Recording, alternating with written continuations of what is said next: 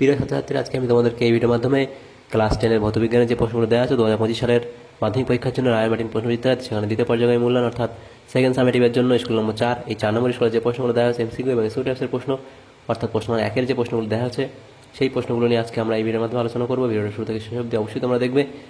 আর channel যদি নতুন হতো অবশ্যই চ্যানেলটাকে সাবস্ক্রাইব করে রাখবে পরবর্তী স্কুলের প্রশ্ন উত্তরগুলোর জন্য। এবং এর আগে যে স্কুলগুলো ছিল সেগুলো আমরা এর যে উত্তর সেগুলো আমরা সলভ করে চ্যানেলে আপলোড করে দিয়েছি, তোমরা প্লে লিস্ট থেকে সেই প্রশ্ন উত্তরগুলো অবশ্যই দেখে নেবে।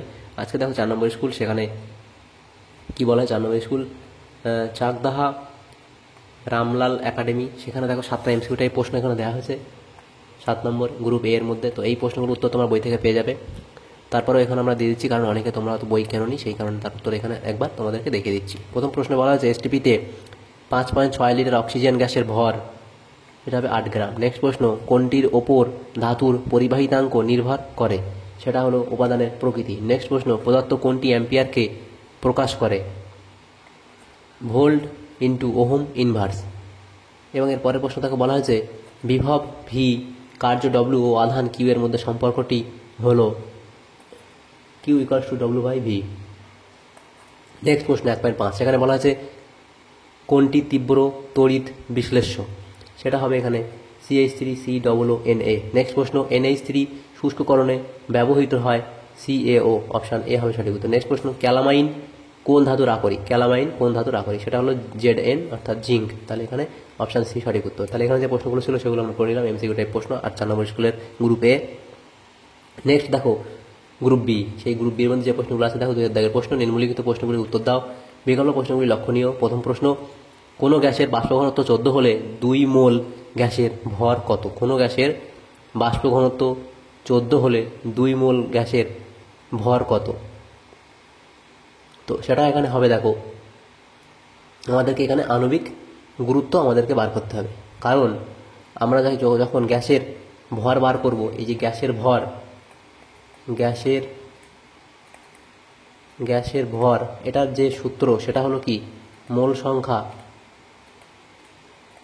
সংখ্যা ইন্টু আণবিক গুরুত্ব।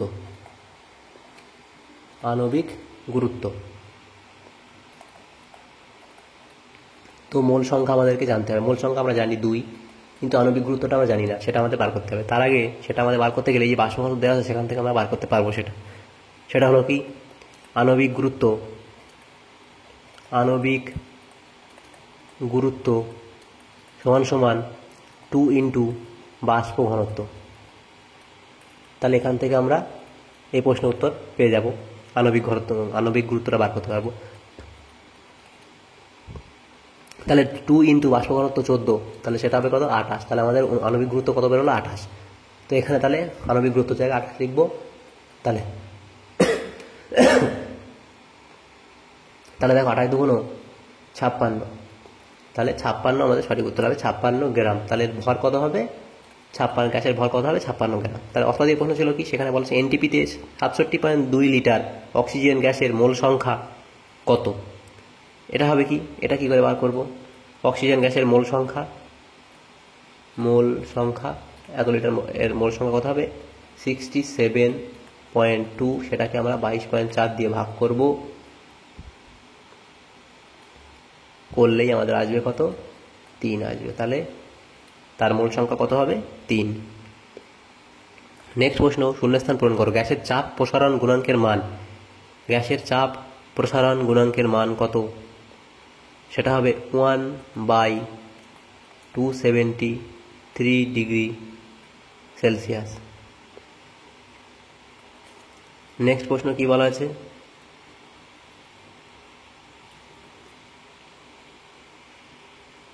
এসআইতে দৈর্ঘ্য প্রসারণ গুণাঙ্কের একক লেখো। এসআইতে দৈর্ঘ্য প্রসারণ গুণাঙ্কের একক, এটা হলো এসআইতে দৈর্ঘ্য প্রসারণ গুণাঙ্কের একক হলো, এসআই পদ্ধতিতে বললে কেলভিন ইনভার্স, এবং যদি বলতো আমাদের সিরিজ পদ্ধতিতে তাহলে ডিগ্রি সেলসিয়াস ইনভার্স। নেক্সট প্রশ্ন কি বলা হয়েছে? পদার্থ বিবৃতিটি সত্য না মিথ্যা লেখো। সুইচ লাইভ তারের সঙ্গে যুক্ত থাকে, এটা সত্য। সুইচ অবশ্যই লাইভ তারের সাথে যুক্ত থাকে। নেক্সট প্রশ্ন বলা হয়েছে বৈদ্যুতিক মোটরের ঘূর্ণন কোন নীতি মেনে চলে?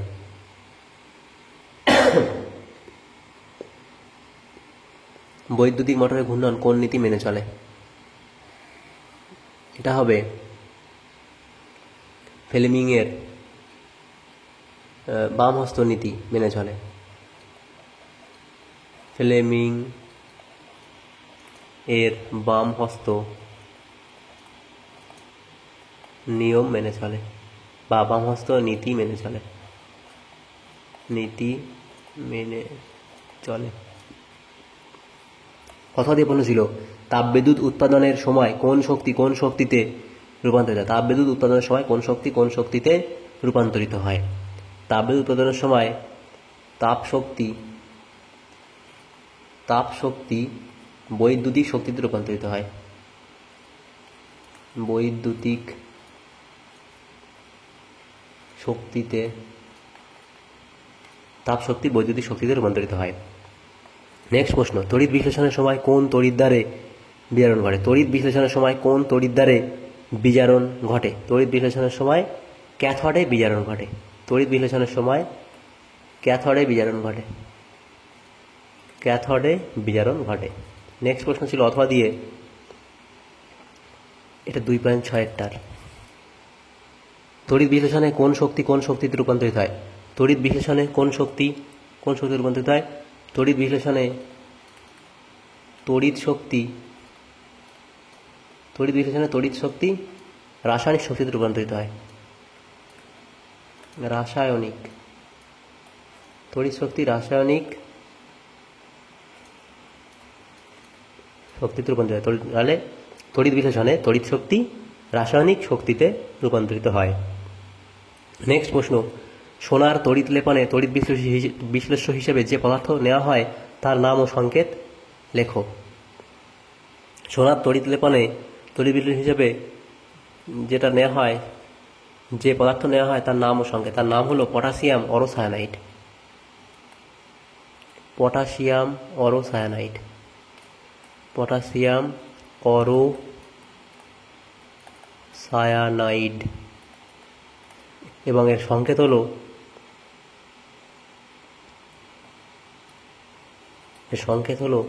KAuCN2। নেক্সট প্রশ্ন 2.8 বলা আছে ওলিয়ামের সংকেত লেখো। ওলিয়ামের সংকেত লেখো।